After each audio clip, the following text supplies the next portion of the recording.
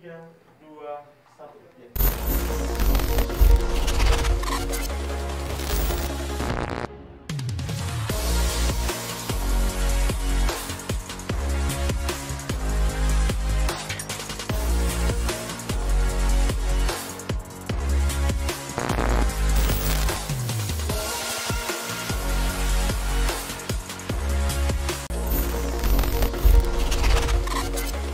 Selamat datang kembali di Virtual Conference Room Syariah Investment Week 2020.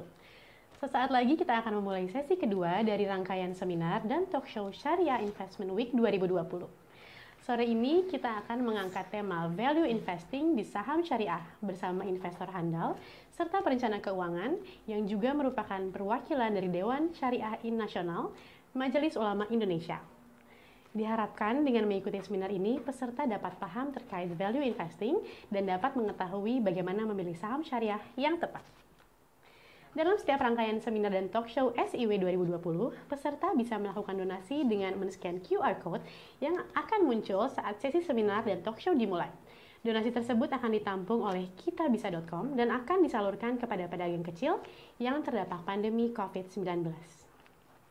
Nah, seminar ini akan dibawakan oleh Ketua Komunitas Investor Saham Pemula, Mas Tri Putra Analdo. Seminar sore ini akan berlangsung kurang lebih 90 menit, termasuk sesi tanya-jawab. Dan bagi 5 penanya terpilih akan mendapatkan dompet digital senilai Rp100.000. Baik, langsung saja kita panggilkan moderator sore ini, Mas Tri Putra Analdo.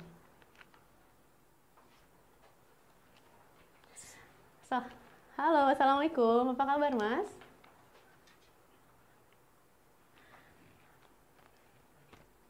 Alhamdulillah, Masya Allah, ini kita semangat banget ya, udah nggak sabar banget pengen mendengarkan langsung seminar yang sangat menarik kali ini. Bagaimana harapan Mas Tri mengenai seminar yang sebentar lagi akan kita dengarkan?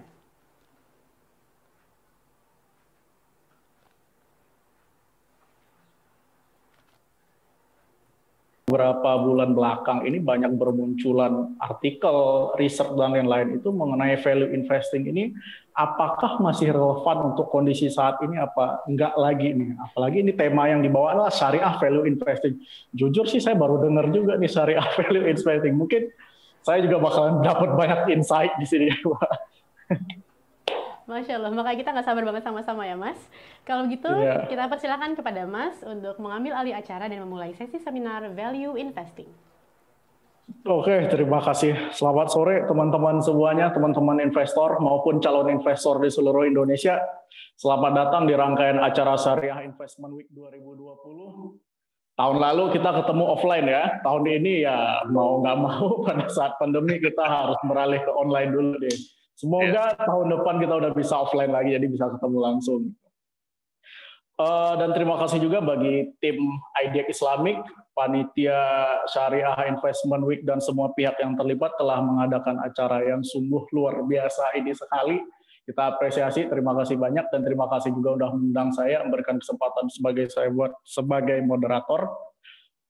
Sore ini kita mengangkat tema yang sangat menarik, yaitu Syariah Value Investing. Seperti yang sudah saya sempat sampaikan tadi, bahwasanya value investing ini sempat menjadi perbincangan juga di tahun 2020 ini karena keefektifannya itu agak sedikit dipertanyakan ya. Apakah value investing ini masih relevan untuk saat ini atau apakah sudah berevolusi kah atau bagaimana? Nanti kita coba tanya pada expert-expert kita yang sudah berpengalaman dan marah melintang terkhusus di pasar modal. Hari ini kita ada dua pembicara. Yang pertama itu Bapak Erman Sumirat. Beliau ini Master of Business Banking and Finance di Monash University Australia. Certified Investment Banking juga. Nah, ini salah satu cita-cita saya juga nih Pak, jadi investment bank Pak. Mantap. Semoga saya bisa nyusul Pak Erman nih. Amin. Risk profesional, securities analyst, juga sebagai analis surat-surat berharga. Beliau juga mengajar di Fakultas Ekonomi Bisnis Universitas Pajajaran dan MBA di ITB. Mantap. Pernah bekerja juga di EY, Ernst & Young, Accenture, dan Anderson Consulting. Selain mengajar juga mempunyai perubahan dan sebagai investor saham dengan aliran fundamental, perpaduan value dan growth investing. Nah, mungkin ini solusi Nanti bakalan value investing mungkin digabungin sama growth investing ya Pak ya. Iya. Nah, pembicara kita kedua ada Bapak Muhammad Teguh. Nah, Pak Teguh ini merupakan lulusan dari Universitas Al-Azhar, Kairo, Mesir, Fakultas Dirasat Islamiyah wal Arabiyah. S2-nya itu di UI, Universitas Islam Negeri Jakarta, program studi Magister Ekonomi Islam. Certified-nya juga banyak nih, sebagai Certified Financial Planner, Associate Estate Planning, Practitioner, AEPP, Qualified Wealth Planner, izin dari OJK sebagai ahli pasar modal syariah, kompetensi pengawas syariah dari lembaga sertifikasi profesi LSP, DSN, MUI. Sekarang beliau profesi dan jabatan beliau yang pertama itu ada anggota Badan Pelaksana Harian Dewan Syariah Nasional Majelis Ulama Indonesia dari Januari sampai sekarang. Selanjutnya juga sebagai Independent Financial Planner. Nah, ini financial planner sempat agak heboh nih kemarin ini Pak. Iya. Juga sebagai estate planning spesialis dan Islamic finance spesialis. Selanjutnya juga sebagai financial expert di salah satu financial teknologi yaitu Halovina. Sebagai ketua anggota Dewan Pengawas Syariah di Bank Syariah dan manajer investasi di Indonesia 2009 sampai sekarang. Dan juga sebagai syariah advisor untuk beberapa perusahaan di Indonesia dari Januari sampai sekarang. Ini kedua pembicara kita ini udah sangat-sangat berpengalaman sekali, dan saya udah mulai agak jiper nih bertemu dengan dua orang pembicara yang luar biasa ini teman-teman. Oke, kita masuk ke tema yang pertama, subtema yang pertama. Jadi kita bakal membahas pembicara pertama kita itu Bapak Erman Sumirat.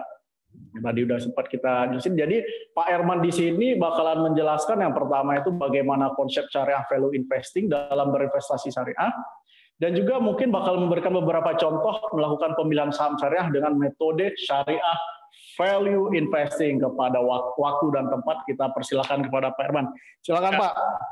Oke, Mas Aldo, terima kasih banyak ya. Mungkin saya kalau disebut Bapak ketuaan ya. Nah, karena saya dari Bandung, mungkin bilangnya Kang aja, Kang. Ya, Kang aja atau Erman gitu ya. Kakang. Baru aja mau panggil kakak Erman. Siap. Kakang, boleh kakak. Ya. Silakan Kakang Erman. Iya. Assalamualaikum warahmatullahi wabarakatuh. Terima kasih untuk kesempatannya ini Mas Aldo ya, selaku moderator. Terus sahabat saya nih, ya Pak Teguh ini dari tahun lalu kita satu ini juga Pak, di 2019 ya.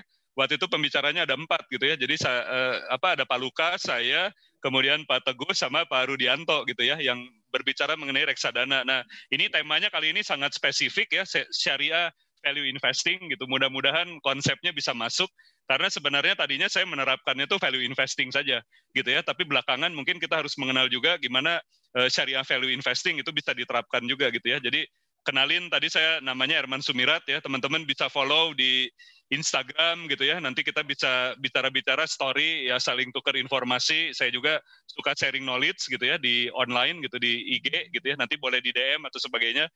Saya ini banyak bergaul nih Pak, ini saya sobatnya Pak Lokeng Hong gitu ya, jadi dulu saya bukan value investor gitu ya, tapi semenjak 5 tahun ini saya cukup intens sama yang namanya Pak Lokeng Hong ya, kebetulan dia Warren Buffett Indonesia gitu ya, dan sering beliau itu kalau punya dividen itu diantaranya beli dividennya itu dapat dividen misalkan dari Petrosi, nah kemudian itu beli rumah ya, beli villa, rumah besar di Bandung gitu ya, nah itu melibatkan saya gitu ya, jadi saya suka mengantar beliau gitu ya, melihat rumah-rumah gitu ya, karena beliau itu ada rumah di Puncak gitu ya, di Jakarta, di Bandung, wah banyak gitu dari dividen itu ya, jadi beliau memang hartanya itu cukup besar gitu ya, triliunan rupiah. Nah belakangan yang paling jadi topik itu membicarakan ini akuisisi saham BMTR gitu ya, Global Mediacom gitu ya. Saya dalam posisi yang sangat kecil gitu ya, mungkin uang saya lebih banyak ke CPO gitu ya, terus belakangan ini Antam gitu ya, kemudian sektor konstruksi gitu. Tapi kalau Palo itu sebagian besar uangnya ada juga di BMTR ya, selain perusahaan-perusahaan lain yang ya kita nggak bisa terlalu disclose gitu ya, tapi beliau itu menerapkan value investor gitu. Jadi saya udah berkunjung Pak ke rumahnya gitu ya, seharian gitu ya, melihat ini beliau ini betul-betul value investor nggak gitu. Saya pengen banyak belajar juga dari beliau gitu ya. Nah beliau menitipkan buku ya, yang kemudian saya baca gitu ya, misalkan buku tentang laporan keuangan gitu ya, Warren Buffett and the Interpretation of Financial Statement. Ini bukunya sudah banyak, e-booknya ada Warren Buffett Accounting. Nah, kalau Bible-nya kitabnya yang paling utama itu harus membaca di Intelligent Investor gitu ya, dari Benjamin Graham. Ada juga Security Analysis, Benjamin Graham sama David Dodd. Nah, buku-buku lain mungkin ada ya dari Peter Lynch, Seth Klarman ya, itu yang berbicara mengenai margin of safety, beating Wall Street ya. Kemudian banyak buku-buku lain yang berhubungan dari value investing. Value investing ini sebenarnya bergerak secara baik ya kalau kita lihat dari murid-muridnya Ben Graham ya, itu selain yang terkenalnya Warren Buffett, itu ada Walter Schloss, Bill Ruins, Charlie Munger, Rick Warren, Stan Parmeter. Ini Kang Aldo return-nya lumayan ya. Jadi mereka bisa mengalahkan indeks. Jadi marketnya mungkin sekitar, nanti ada datanya di sini. Nah, market ini di S&P dari tahun 65 sampai tahun 2014 itu sekitar 9,8% return-nya gitu ya. Nah, Berkshire Hathaway ini yang diterapkan oleh Warren Buffett itu superior return-nya bisa 21,7. Jadi artinya 11,8% di atas S&P 500 gitu ya. Nah, kalau kita lihat Warren Buffett juga ini menerapkan compounding effect gitu ya. Jadi sabarnya itu lama gitu ya. Mungkin Pak Lo Keng Hong belajar juga dari Warren Buffett ya. Warren Buffett itu udah dari umur belasan sampai sekarang umur 90 tahun gitu ya. Jadi kita bisa bayangkan ini sangat lama gitu ya. Jangka waktunya itu hampir 7 dekade gitu, 70 tahun investasi di bidang saham gitu ya. Walaupun kadang-kadang kalau lagi bullish, nah Warren Buffett itu mengcashkan dulu duitnya, parkir dulu, mungkin beli obligasi gitu ya. Nah nanti kalau marketnya lagi bearish, belanja lagi gitu. Sama kayak Pak Lo Keng Hong ya. Kemarin Pak Lo Keng Hong 2019 juga banyak di reksadana pendapatan tetap. Nanti begitu ketemu perusahaan yang murah, nah dihajar ya, masuk lagi ke dalam saham gitu ya. Jadi tiki-taka antara fixed income securities gitu ya dengan kemasan RDPT supaya bunganya murah gitu. Pajaknya murah. Jadi RDPT dikemas dengan reksadana gitu ya. Nah, itu uang diparkir dulu di situ sampai nanti menemukan perusahaan yang murah. Jadi konsepnya bisa digabung ya antara pendanaan tetap dengan saham ya. Kalau di syariah mungkin nanti kita beli sukuk gitu ya. Sukuk lagi parkir, nah nanti ketemu barang murah yang under value terus kita beli sahamnya. Jadi kalau kita lihat Berkshire Hathaway ini return-nya cukup baik ya, cukup besar. Nah, ini kisah terkaya orang Indonesia juga. Mudah-mudahan menginspirasi teman-teman calon investor dan investor ya yang khususnya bergerak di bidang syariah. Ini kita lihat orang nomor satu ya, kisah dari Michael dan Budi Hartono lewat Dwi Muria andalan Investama gitu ya, yang di tahun 2000 itu dengan modal sekitar 3,45 triliun itu membeli saham BCA gitu ya. Jadi BCA itu sekarang mungkin mereka dengan Dwi Muria itu punya 55% ya, 54,95% something gitu ya. Dan kita lihat ini BCA hari ini juga naik gitu ya, dan kekayaan Michael dan Budi Hartono itu sebenarnya sangat besar gitu ya, dengan holding period ya, anggap aja dia invest di 2000 terus sekarang 2020 gitu ya. Ini udah 20 tahun berjalan ya, seiring dengan grafik gitu ya, walaupun kemarin ada Covid. Nah, kekayaan mereka ini sangat besar gitu ya, dan pesan dari Bos Jarum ini ya di Bisnis Indonesia yang saya quote, hampir 99% kekayaan Taipan berasal dari saham. Ya, itu mungkin yang mudah-mudahan bisa menginspirasi kita gitu ya. Kalau kita pengen lebih wealth, lebih sejahtera, ya saham is the best choice gitu ya. Nah, saya mungkin langsung ya ke aliran value investing-nya ini secara Buffettology. Jadi Warren Buffett itu terinspirasi sama dosennya di Columbia Business School, namanya Benjamin Graham gitu ya. Nah, Ben Graham itu terkenal dengan konseptor yang menemukan dari konsep margin of safety. Jadi kita hitung dulu berapa intrinsic value satu saham, bisa pakai discounted cash flow, bisa pakai relative valuation. Nah, kalau harga fundamentalnya lebih tinggi daripada harga pasarnya, itu kita disarankan beli sahamnya gitu ya. Jadi margin of safety-nya itu harus setinggi mungkin ya. Mungkin ini ada konsep cigar butt gitu ya. Jadi Pak Lo Keng Hong itu kalau ketemu PBV 0,1 kayak Indika gitu ya, PBV 0,3 dengan PER 3 kayak BMTR, nah itu diambil aja gitu sahamnya ya, nggak ragu-ragu gitu. Yang penting dulu historisnya dia perusahaannya itu pernah cuan gitu ya, pernah laba. Jadi pernah mencetak laba yang cukup besar gitu ya. Tapi belakangan Warren Buffett ini dipengaruhi oleh Charlie Munger, Mas Aldo ya. Jadi punya evolusi ya. Ketika dia bikin Berkshire Hathaway, dia ketemu Charlie Munger. Nah, Charlie Munger pesan ya, jangan cuma ngelihat PER sama PBV gitu ya, tapi perlu juga ngelihat bahwa perusahaan itu harus punya sustainable competitive advantage gitu ya. Jadi harus punya daya saing ya, di mana perusahaan itu wonderful company gitu ya. Jadi wonderful company itu adalah satu perusahaan, misalkan apa ya, kayak Sido Muncul gitu ya, yang labanya itu selalu naik gitu, earning per share-nya selalu naik, terus economic mode-nya juga cukup kuat gitu ya, kuku Bima sama tolak angin. Nah itu karena saya punya juga ya, walaupun harganya mahal, tapi nggak apa-apa. Mirip dengan Warren Buffett beli saham Apple gitu ya. Jadi PBV-nya udah nggak satu lagi, PBV-nya tinggi gitu. Tapi yang dinilai adalah kinerja manajemen, prospek, growth gitu ya. Kemudian EPS-nya naik. Nah, tapi tetap ada value investing-nya, beli di saat murah gitu ya. Jadi kalau kemarin Warren Buffett beli misalkan perusahaan Jepang gitu ya, kemudian Dominion gitu. Nah, itu ketika terjadi pandemi gitu ya. Jadi otomatis harganya ketika jatuh gitu ya. Sama kali ketika kita misalkan mengakuisisi Antam gitu ya, atau Simpe ya, CPO. Nah, itu dipastikan harganya itu misalkan ketika terjadi krisis di Maret atau April. Nah, jangan beli di harga yang tinggi. Jadi digabung gitu ya. Value investing itu kan mencari saham yang murah, tapi dipastikan kinerja perusahaannya nanti ke depan bagus atau mengalami turnaround strategi.